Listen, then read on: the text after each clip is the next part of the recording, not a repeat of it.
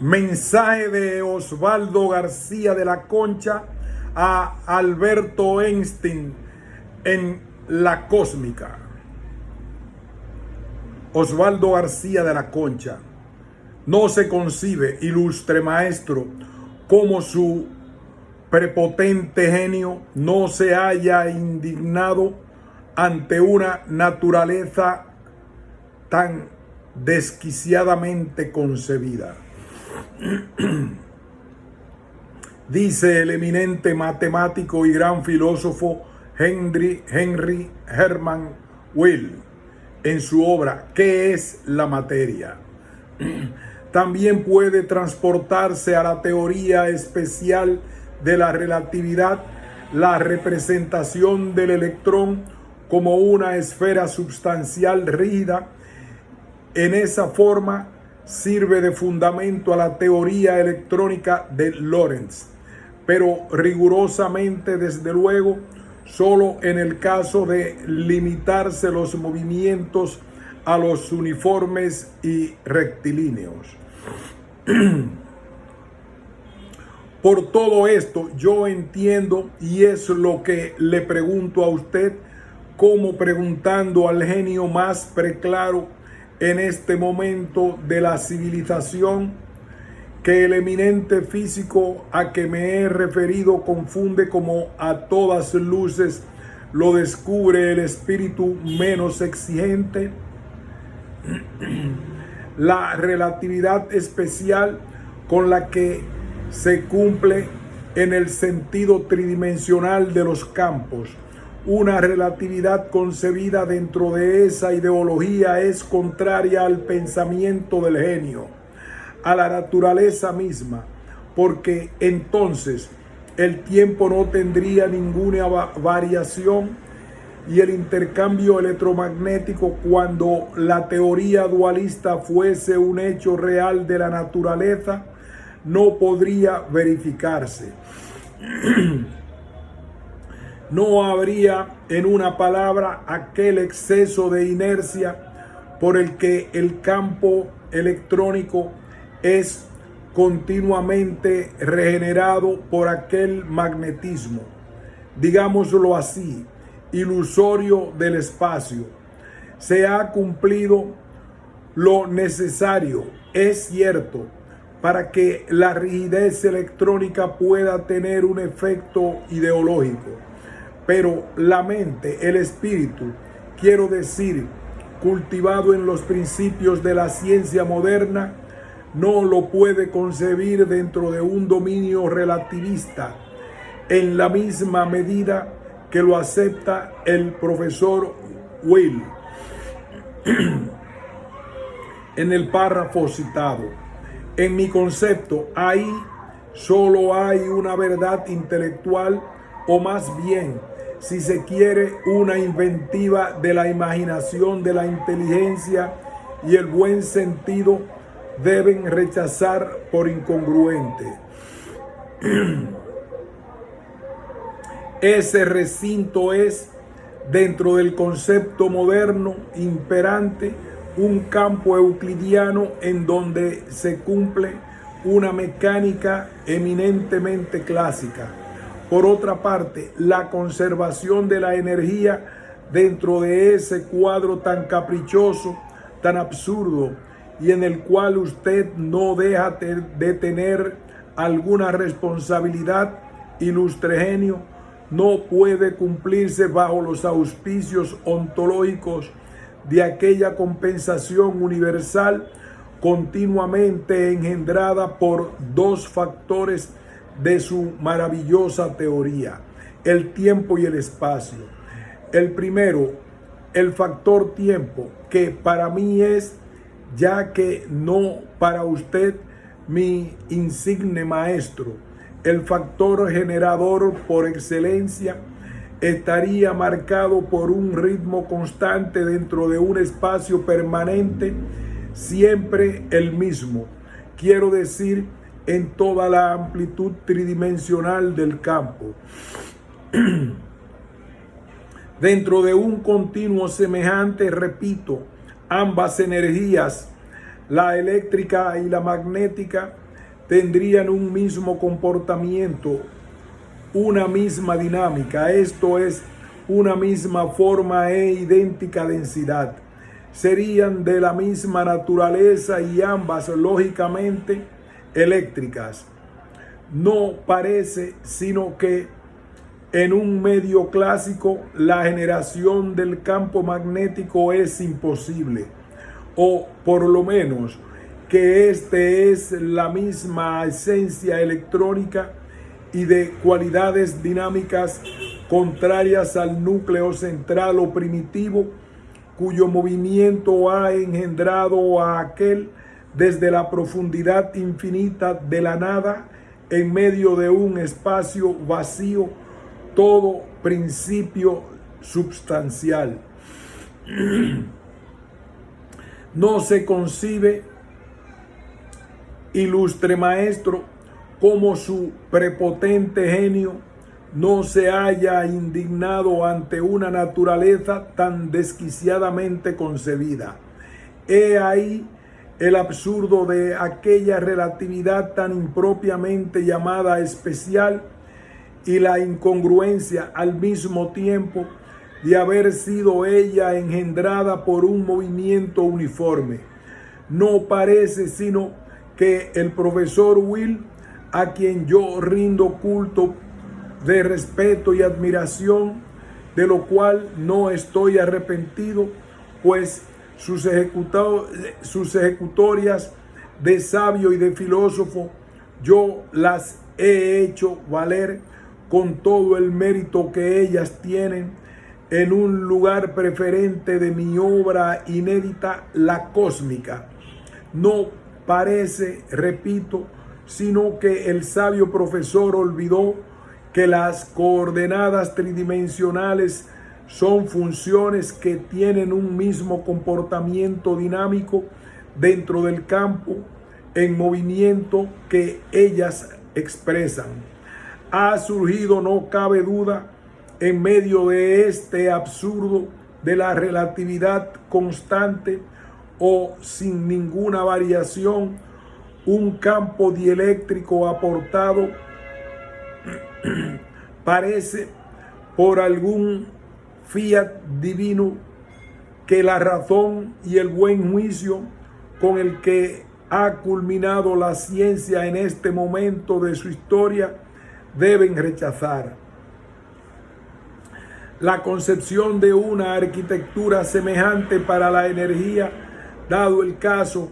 que fuese posible aquella conversión de la nada en el principio real, no permite proceso físico de ninguna clase. Dentro de este concepto es claro, el mundo de la fenomenalidad energética no tendría ninguna actividad. El equilibrio, la estática, sin ninguna aceleración, sería entonces la única ley predominante. He discurrido con toda esa fuerza de verdad, o con la mejor lógica que me ha sido posible, eminente genio, no con el solo y único objeto de criticar al sabio profesor Will, sino más bien con la idea de llevar ante mi conciencia la realidad de un hecho inconcebible como es el que entraña la concepción de una naturaleza clásica que, por su propia razón de ser u ontología general, excluye de sí a toda gravitatoria dentro del universo que la contiene. La mecánica parabólica, pues, de los mundos y los espacios euclidianos es pura fantasmagoría de la imaginación desorientada. En esta virtud yo concluyo, pero con una conclusión precisa y categórica, que la teoría electromagnética es inaplicable a la gravitatoria universal de los campos engendrados por aquel movimiento uniforme, o lo que es lo mismo, que todo el continuo real euclídeo excluye de sí a toda mecánica natural, porque de acuerdo con mi obra, y es lo que debiera saber el ilustre hombre de ciencia, el sabio doctor Einstein, quien ahora me permite el honor de leer estas líneas, la forma o el tipo geométrico de toda mecánica natural se determina por la onda de espacio de la geodésica integrada por la generación estática, cuya dinámica se contiene en la medida de aquel desnivel cósmico de los tiempos a través de todo el continuo o campo tridimensional. La aplicación, repito, de la teoría electromagnética de los fenómenos relativistas verificados dentro de un campo variable o simplemente de energía implica, por aquella necesidad u ontología general de la estructura cósmica en esos términos concebida, que todo cambio introducido en un sistema de coordenadas se contiene en una transformación que habrá de ser por fuerza y por ley tanto más dieléctrica cuando más euclídea lo quiera el espíritu en su afán de lejanía. Es un absurdo, y quién sabe si es el más hermoso dentro de las realidades aparentes, pues no parece sino que la naturaleza ha encontrado con ello el supremo recurso de su límite gravitatorio dentro del tren infinito que la expresa a través del universo siempre ilímite. Esto sería, ilustre doctor Einstein, el último amarre cósmico de una centrípeta universal cualquiera, o el punto inicial, el cero, quiere decir de toda aceleración energética, como la única causa de la gravedad y del tiempo a través del continuo o campo electromagnético. Esto únicamente puede considerarse, es claro, dentro de los estrechos límites que solo la mente puede concebir en la idea de una reducción apropiada, dentro de la cual ambos campos fuesen igualmente continuos. Sin embargo, el genio no ha podido, por más que así lo quiera el espíritu vigoroso de su gran talento, transportar ese acontecimiento de los campos electromagnéticos a las amplitudes y límites del gran macrocosmos, una vez que toda infinitesimal es el límite infinitamente grande de cualquier evolución interior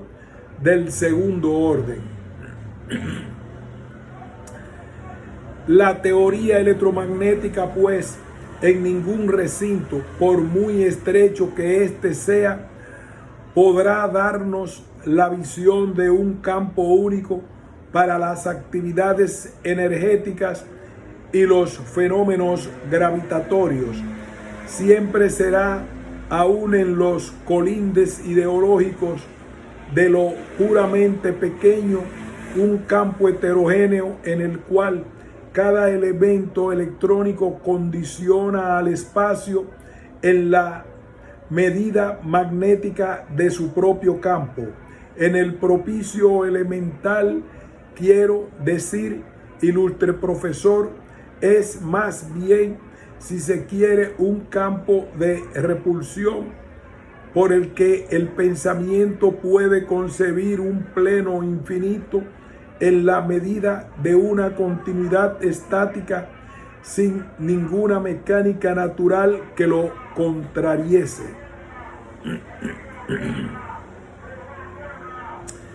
Sin ninguna gravitatoria, es, en una palabra, un continuo regular no homogéneo, equivalente a un campo dieléctrico, y en donde, recuérdese bien, ningún cambio de coordenadas es posible. Es quien habría de dudarlo, un nuevo aspecto de la incompatibilidad de los campos electromagnéticos con la gravitatoria universal, en que se contiene toda expresión de naturaleza. No entiendo, ilustre maestro, cómo usted haya podido asumir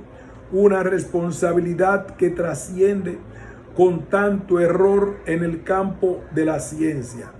La misma teoría, por otra parte,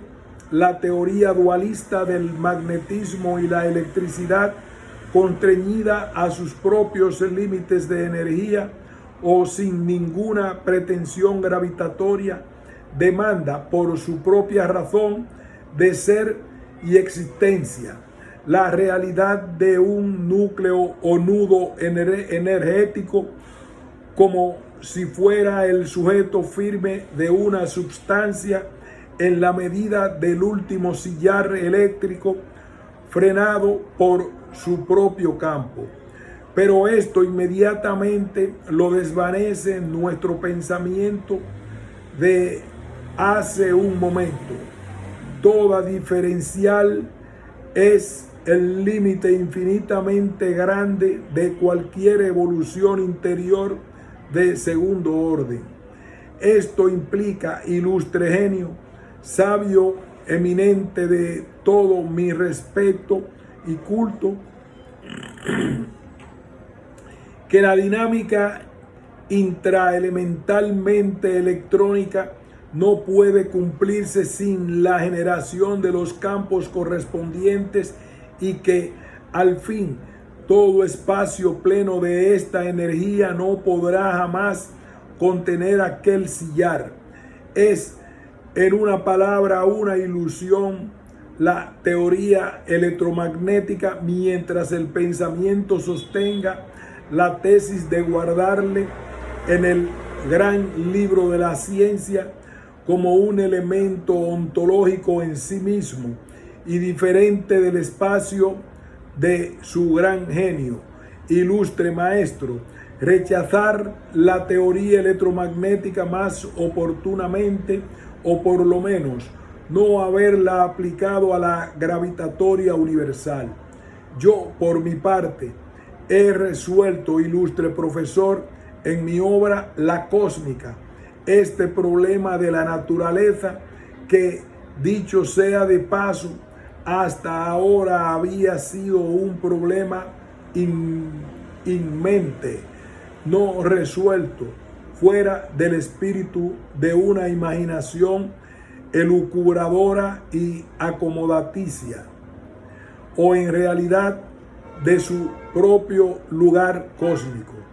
He suplantado el dualismo imperante en la teoría electromagnética y a la intervención fantasmagórica de las fuerzas, la realidad de un campo único como el medio en que se contiene el universo en todas sus manifestaciones de materia, energía y espacio. Es un campo único, no cabe duda, como un continuo tridimensional covariante en la medida y función del tiempo que lo contiene. Del tiempo, repito, ilustre genio,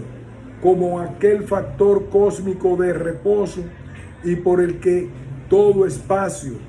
en el ser y función de dicho factor adquiere la capacidad cinética de la aceleración estática. Esto es, la causa eficiente, o más bien, si se quiere, la razón suprema de todo movimiento sin motor propio a través de dicho continuo. He ahí ¿quién habría de dudarlo? El efecto en la función mecánica de aquel desnivel cósmico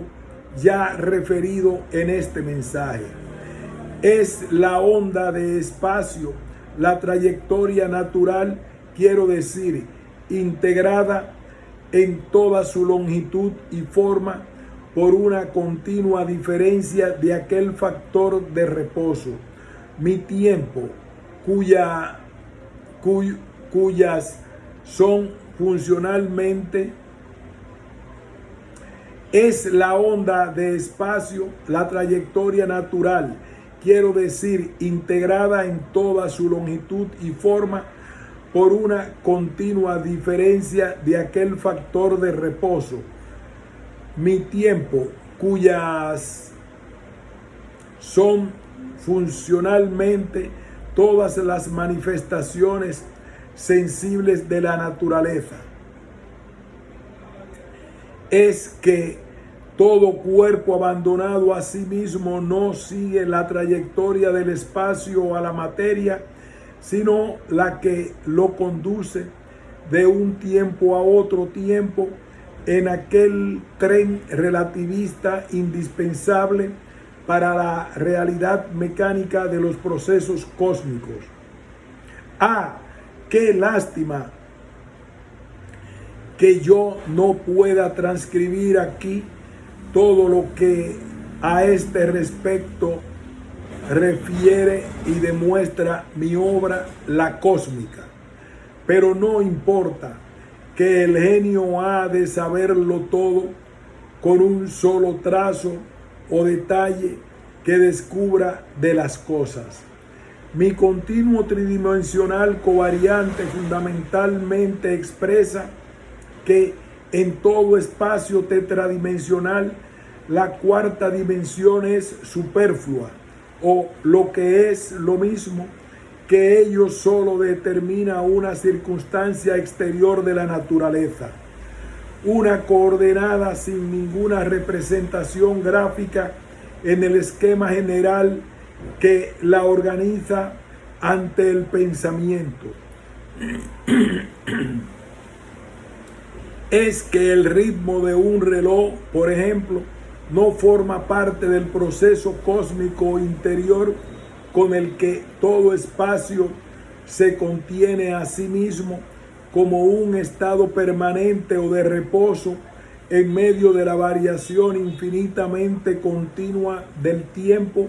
que lo engendra en la medida de una función propia y como el único recurso que ella tiene,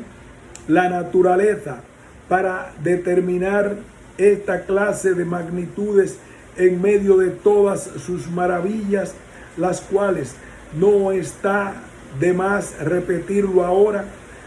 son siempre un aporte del medio universal. Con todo esto ha desaparecido la magnitud tiempo en el efecto de los fenómenos electromagnéticos generadores del campo, y también, lo que es más absurdo, aquella geometría causal inconcebible por la razón y la conciencia en un espíritu ansioso de verdad. La variación rítmica, repito, de un solo y mismo reloj a través del universo es un efecto y depende de la onda de espacio como un contenido geométrico de las formas a través de lo puro tridimensional en la medida de una función sensible de aquel factor cósmico. Entonces, eminente genio, no hemos dicho mal cuando entendemos que todo cuanto existe sensiblemente es un aporte del medio universal en la medida de una diferenciación de la forma geométrica del mismo. Un campo simple, por ejemplo, no existe aisladamente o sin un núcleo enérgico. Un campo simple, por ejemplo, no existe aisladamente o sin un núcleo energético como la base más sólidamente firme de él. He ahí, oh maravillas del gran poder, cómo tan fácilmente la razón puede pasar del espacio a la energía. Es que esta es al mismo tiempo que el principio esencial de la materia, intrínsecamente una degeneración geométrica contenida en un cambio de tiempo. Y ya podemos decir que ante nuestra conciencia ha surgido como un aporte al medio universal la materia, la cual es siempre, no cabe duda, un centro cósmico predominante de todo un campo. Es un campo, según yo lo tengo demostrado en mi obra, de curvatura constante positiva, cuyo coeficiente de vinculación relativista para todos los rincones dentro de ese universo simple es el mismo que hasta ahora habíamos creído procedente de una mecánica eminentemente hiperbólica. Es que su mecánica, ilustre sabio, no es lo real en la profundidad infinita de un cielo engendrado por la determinación de un campo simple, porque a la verdad un universo así no es, como usted lo ha creído, de curvatura constante negativa. Todo campo aislado es pues un continuo elíptico terminado intramaterialmente y por las zonas intracósmicas del centro predominante y hacia lo ilímite por lo puramente esférico. Hay por todo esto entre ambos extremos lo supremo como el límite infinito de la geometría elíptica de todo el espacio que la expresa por medio de la mecánica del mismo nombre. Y al ser como es la relatividad un acontecimiento de pura forma en lo más íntimo del gran proceso universal, la razón entiende entonces que la mecánica elíptica del campo o espacio complementario de la materia o energía es incompatible con la realidad esférica de entre ambos extremos. He ahí quien habría de dudarlo, los amarres